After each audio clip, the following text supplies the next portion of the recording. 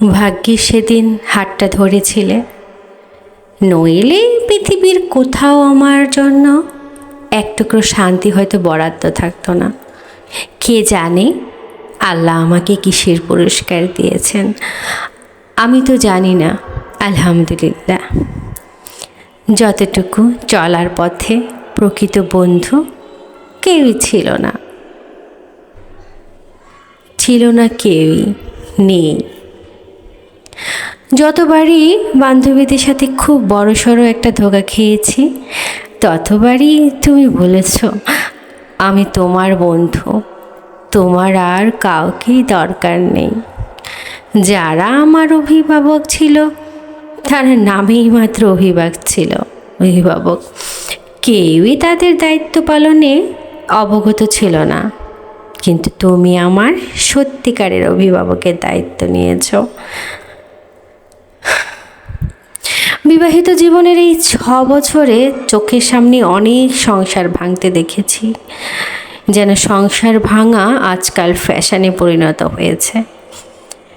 আমাকে নিয়ে কোনো দিন তোমাকে বিচারে বসতে হয়নি, কিংবা মা বাবাকে ডেকে হেনস্থা করতে হয়নি।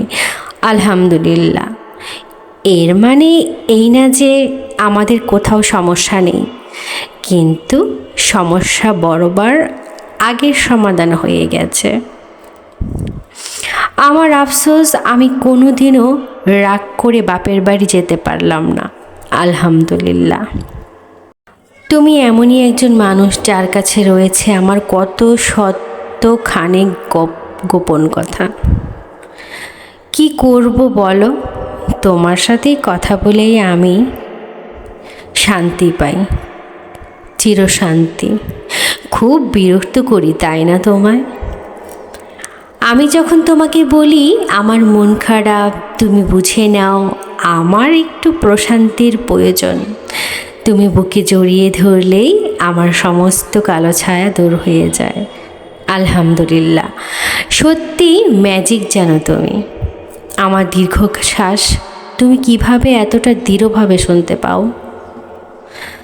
আমি ভাবতাম এই সব গল্প কিংবা সিনেমাতেই হয়, কিন্তু তুমি তো সত্যি আমার চোখের পড়তে পারো। আলহামদুলিল্লাহ। এটা কি ম্যাজিক? কিভাবে এত সহজে তুমি আমার চোখের ভাষা বুঝে নাও, পড়তে পারো?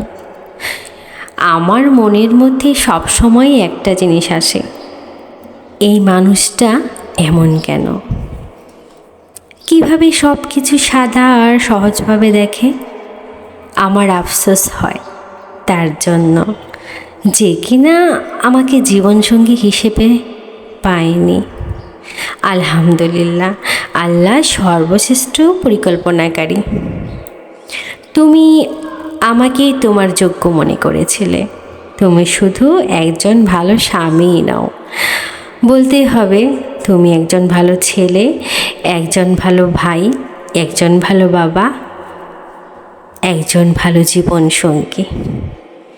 আলহামদুলিল্লাহ। লেখায়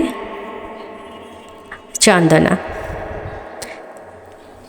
কণ্ঠে বিথি শারমিন।